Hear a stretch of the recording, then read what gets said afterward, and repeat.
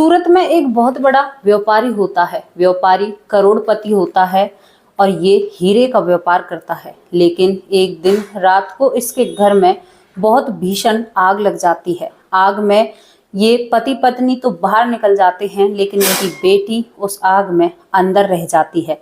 ये दोनों बहुत जोर जोर से रोने लगते हैं, पूरे गली मोहल्ले से कहते हैं, लेकिन किसी की भी हिम्मत नहीं होती उस आग के अंदर जाए और वहां से इस व्यापारी की बेटी को बचाए। लेकिन इस व्यापारी का एक नौकर होता है और वो बिना कुछ सोचे समझे कंबल उठाता है और उसे पानी में भिगोकर और आग में कूद जाता है। दोस्तों, आग में जब नौकर कूदता है तो ये व्यापारी उससे कहता है कि नहीं बेटा, तुम इसके अंदर मत जाओ, वरना तुम भी जिंदा नहीं बचोगे। लेकिन ये नौकर बिना कुछ सोचे समझे उस आग में चला जाता है। दोस्तों, ऐसा बहुत कम देखने को मिलता है, क्योंकि जहां पर हम काम करते हैं वहां हमारा काम से वास्ता होता है। ऐसी किसी भी घटना में शामिल होना किसी भी नौकर या काम करने वाले का काम नहीं होता है। लेकिन क्यों उस लड़के ने अपनी जान की बाजी लगाकर उस आग से उस सेठ की बेटी को बचाया, और वो सेठ भी उस नौकर से इतना प्यार करता है। अगर आपको ये सारी बातें जाननी है तो वीडियो को पूरा देखना होगा, और यहाँ पर कुछ बहुत इंटरेस्टिंग बातें भी आपको जानने को मिलेंगी, और बहुत सारी चीज़ें ऐसी हैं जो उतार चढ़ाव कहानी के हैं, वो आपको शायद इम्प्रेस कर ही मानेंगे। नमस्कार दोस्तों, स्वागत करती हूँ आप सभी का। हमारा यूट्यूब चैनल है वैष्णवी चौधरी के नाम से, इसी नाम से हमारा फेसबुक पेज है, आप उसे भी फॉलो कर सकते हैं। आज की कहानी की शुरुआत होती है, कहानी भी है और घटना भी है, यूपी के प्रतापगढ़ के। यूपी के प्रतापगढ़ में देवेंद्र नाम का एक लड़का होता है। इसका भाई मनीष होता है, पिता का नाम रामलाल होता है। परिवार में 4 सदस्य होते हैं दोस्तों, लेकिन गरीबी बहुत ज़्यादा है। घर में गरीबी इतनी है कि आज का खाना बन जाए, कल का कोई ठिकाना नहीं है। दोस्तों, जो ये महेंद्र होता है, ये पढ़ाई लिखाई में अच्छा होता है, और ये दिन रात बस यही सोचता है कि अगर मेरी पढ़ाई कंप्लीट हो जाए तो मैं अपने घर की काया ही बदल दूंगा। अब महेंद्र अपनी ग्रेजुएट पूरी कर लेता है पढ़ाई, और अपने पिता से कहता है कि पिताजी, अब आप चिंता मत करना, भाई तो छोटा ही था, लेकिन मैं इतनी मेहनत करूंगा कि आप लोगों को किसी के सामने हाथ फैलाने की जरूरत नहीं है। महेंद्र दिन रात कोशिश करता है, लेकिन मन चाहे उसे काम नहीं मिलता है उसके शहर में। अब उसका एक दोस्त होता है जो सूरत में रहता है। इस दोस्त का एक दिन फोन आता है महेंद्र के पास, और ये दोस्त कहता है कि और सुनाओ, क्या हाल चाल है। तो महेंद्र कहता है कि क्या हाल चाल है, मनपसंद काम नहीं मिल रहा है, इतना पैसा चाहिए उतना पैसा नौकरी से नहीं मिल रहा है यार, मैं करूं तो क्या करूं। अब ये जो महेंद्र का दोस्त होता है सूरत का, ये कहता है कि तू एक काम कर, मैं यहाँ पर हीरे का काम करता हूँ एक सेठ के नीचे, तू भी यहाँ पर आ जा, कुछ दिनों में ये काम सीख जाएगा और तेरा भी काम चल जाएगा और तुम्हें तनख्वाह भी अच्छी खासी मिलेगी। अब यहाँ पर देवेंद्र जो होता है वो एकदम से सुनकर और अपने माँ बाप से इजाजत लेता है और पहुंच जाता है अपने उस दोस्त के पास, और वहां पर ये एक महेंद्र नाम के सेठ के नीचे काम करने लगते हैं। अब सेठ बड़ा ही दयालु है और लोगों पर रहम करने वाला है, उसे लोग इंसानियत से प्यार है, तो वो उसके नीचे जितने भी बंदे काम किया करते, जो महेंद्र सेठ है, वो सभी को बहुत प्यार से रखा करता है। अब यहाँ पर देवेंद्र पहुंच जाता है और देवेंद्र वो काम करने लगता है, बातचीत हो जाती है, नौकरी उसको मिल जाती है। अब काम देवेंद्र 6 महीने में दोस्तों पूरा काम सीख जाता है हीरे का, और ये सब चीज जो सेठ है महेंद्र वो देख रहा होता है, क्योंकि जब नया बंदा काम करने आता है तो सभी बारीकी से ध्यान रखते हैं। इतनी बड़ी कोई कंपनी नहीं है जो ज्यादा मेंबर हो, तो थोड़े से ही लोग थे, तो यहाँ पर सेठ सभी पर ध्यान रखा करता है। अब सेठ की नज़रों में ये जो देवेंद्र होता है सेठ की नज़रों में छा जाता है और सेठ का फेवरेट बन जाता है, क्योंकि 6 महीने में आज तक किसी भी ने ऐसा काम नहीं सीखा था। दोस्तों, यहाँ पर सेठ कहता है देवेंद्र से कि देवेंद्र तुम एक काम करो, यहाँ पर तो बहुत लोग काम करने को हैं। जब ये बात सेठ के मुंह से देवेंद्र सुनता है तो वो थोड़ा सा घबरा जाता है कि अगर सेठ ने मुझे काम से निकाल दिया तो मेरे घर का खर्च नहीं चलेगा। लेकिन सेठ कहता है कि मेरे घर पर भी काम है, तुम वो काम देखो, यहाँ पर और लोग काम देखेंगे, क्योंकि विश्वास इतना जमा चुका था देवेंद्र इस सेठ की नज़रों में। अब यहाँ पर देवेंद्र इसके घर चला जाता है। घर दोस्तों, सेठ इसको एक अलग ही नौकरी देता है।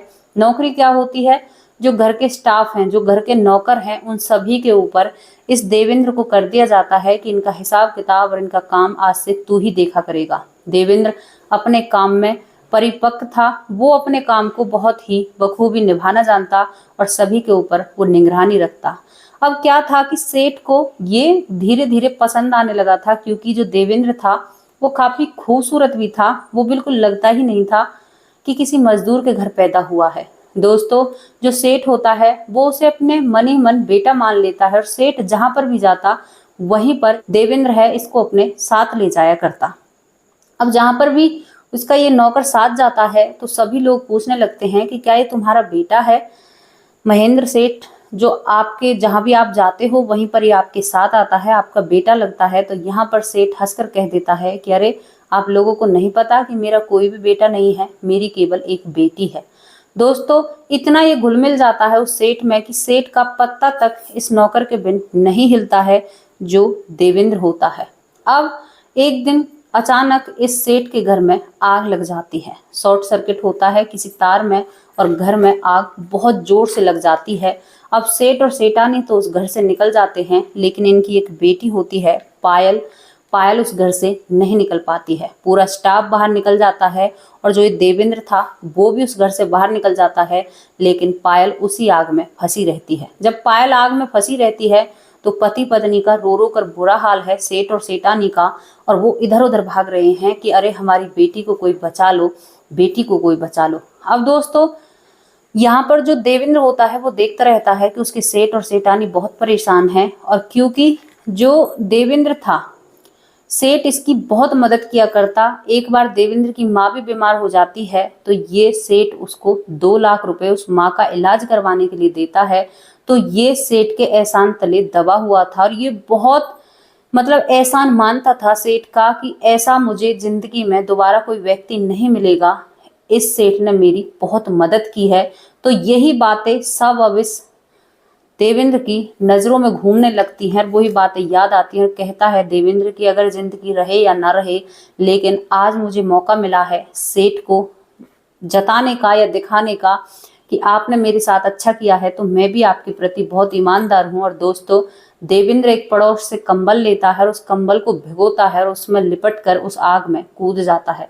सेठ यहाँ पर रोकने की कोशिश करता है देवेंद्र को, लेकिन देवेंद्र नहीं रुक पाता है और उस आग में घुसा ही चला जाता है। वहां पर जब देवेंद्र जाता है तो वहां पर जो सेठ की बेटी है पायल, वो काफी बुरी हालत में देवेंद्र को मिलती है, लेकिन देवेंद्र संभालते हुए उसको कंबल में लपेट लेता है और बाहर लेकर आ जाता है सेठ की बेटी को।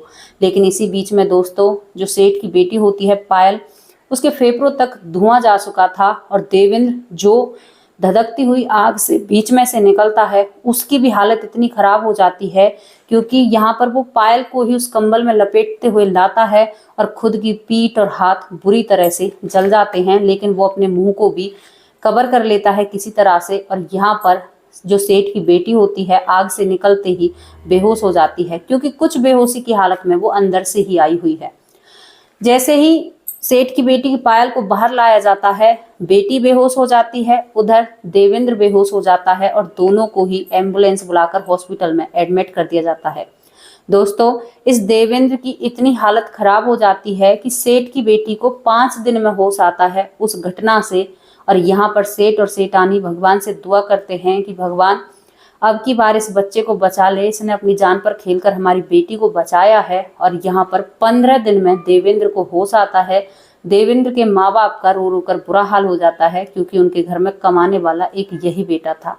सेठ इसके परिवार को दिलासा दिलाता है कि मैं तुम्हारे बेटे को ना ही तो नौकरी से हटाऊंगा जीवन भर, और तुम्हें कुछ पैसे भी दे दूंगा। लेकिन देवेंद्र के पिता बहुत ही स्वाभिमानी व्यक्ति थे, वो कह देते हैं कि नहीं साहब, हमें पैसे नहीं चाहिए, बस हमारा बेटा बच जाए और हमें क्या लेना देना है। 15 दिन के बाद देवेंद्र को होश आ जाता है दोस्तों। अब देवेंद्र को जब होश आ जाता है तो सेठ की बेटी को पता था, तो सेठ की बेटी अब देवेंद्र की तरफ कुछ रुझान उसका बढ़ने लगता है। देवेंद्र के घर पर 2 महीने तक सेवा की जाती है सेठ के घर पर ही, और देवेंद्र ठीक होने लगता है। जैसे ही वो खाट में रहता है तो सेठ की बेटी भी जो थोड़ी बहुत घायल थी वो भी देवेंद्र के पास आकर बैठ जाती और ये लोग घंटों घंटों तक बात किया करते। लेकिन देवेंद्र बार बार अपने मन में एक विचार लाता कि मैं सेठ के यहाँ पर नौकर हूँ और एक नौकर कभी भी मालिक की बेटी की तरह ऐसी नजरों से नहीं हो सकता। तो यहाँ पर देवेंद्र जब भी इसके पास पायल आकर बैठा करती तो ये पीठ फेर लिया करता या बातों को इग्नोर कर दिया करता। दोस्तों, पायल जो करीब आना चाहती थी वो देवेंद्र को कहीं ना कहीं पसंद करने लगी थी।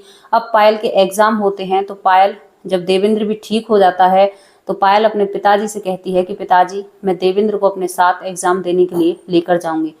जब पायल के साथ देवेंद्र जाता है तो वहां पर पायल एग्जाम देकर उसके बाद ये दोनों एक कॉफी शॉप में बैठते हैं और वहां पर कॉफी पिया करते हैं और बहुत सारी बातें किया करते हैं। देवेंद्र को भी कहीं कहीं उससे बात करनी अच्छी लगने लगती है, लेकिन देवेंद्र अपनी मर्यादा को फिर भी नहीं भूलता है। अब एक दिन पायल कहती है कि देवेंद्र, तुम्हारा जन्मदिन नहीं है क्या? बहुत दिन से देख रही हूँ, कभी तुम अपना बर्थडे नहीं मनाते। तो यहाँ पर देवेंद्र कहता है कि अरे पायल, ये तो अमीरों के चोचले हैं, हम जैसे गरीबों के जन्मदिन कहाँ पर मना करते हैं, हम कभी भी अपना जन्मदिन नहीं मनाते हैं। अब पायल कहती है कि मुझे बताओ तुम्हारा जन्मदिन कब है? तो देवेंद्र कहता है कि 2 दिन बाद मेरा जन्मदिन है। लेकिन छोड़ो इन बातों में, कहाँ तुम फंस रही हो। अब पायल इस देवेंद्र का जन्मदिन प्लान करती है। उस जन्मदिन में दोस्तों बहुत सारी चीजें ऐसी थी जो देवेंद्र के सामने नई होती हैं, क्योंकि जो सेठ था वो अपनी बेटी का हाथ इसके हाथों में देना चाहता था। उसी जन्मदिन के दिन इस देवेंद्र को एक तोहफा देना था। अब दूसरे तीसरे दिन जन्मदिन आता है देवेंद्र का, तो पायल देवेंद्र के कमरे में आती है और कहती है कि मुझे तुम्हें कुछ सरप्राइज देना है। तो यहाँ पर देवेंद्र की आंख बांध दी जाती है। आंखों को बांधकर पायल उसे गार्डन की तरफ ले जाती है और वहां पर घर के सभी नौकर और सेठ और सेठानी, एक केक रखा है और बहुत अच्छी सुंदर सी सजावट वहां पर हो रही है और एक खूबसूरत सी बाइक वहां पर खड़ी होती है। दोस्तों, देवेंद्र को वहां पर लाया जाता है, देवेंद्र की आंखें खोली जाती हैं तो देवेंद्र की जो पहली नजर थी वो बाइक पर पड़ती है और पायल और सभी लोग जोर जोर से ताली मारने लगते हैं और कहते हैं कि happy birthday to you Devendra, आप हजारों साल जियो। देवेंद्र की आंखें भर आती हैं कि शायद मेरे अपने भी इतना नहीं कर पाते, लेकिन पैसों की कमी की वजह से अपने नहीं कर पाते।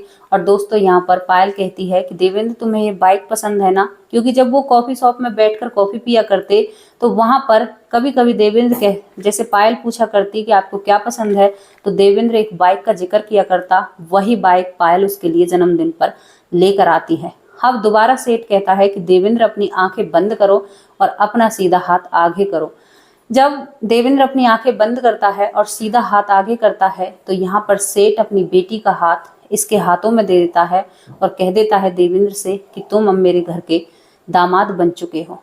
देवेंद्र की आंखें खुली रह जाती हैं। दोस्तों, देवेंद्र यहाँ पर हैरान सा हो जाता है और वहां पर कहने लगता है कि नहीं मालिक, मैं इस काबिल नहीं हूँ, आप कहाँ पर और मैं कहाँ पर, ऐसा कैसे हो सकता है? लेकिन सेठ कहता है कि उसी दिन मैंने मन बना लिया था जब तूने मेरी बेटी को बचाया था, वहां पर किसी की भी हिम्मत नहीं होती है, लेकिन तुमने अपनी जान पर खेलकर मेरी बेटी की जान बचाई। जो लड़का अपनी जान पर खेलकर मेरी बेटी की जान बचा सकता है तो वो जीवन भर मेरी बेटी का ख्याल भी रख सकता है। और बेटा, तुम्हारे रूप में मुझे जमाई नहीं, मेरे घर का वारिस मिलेगा, मेरे घर का बेटा मिलेगा।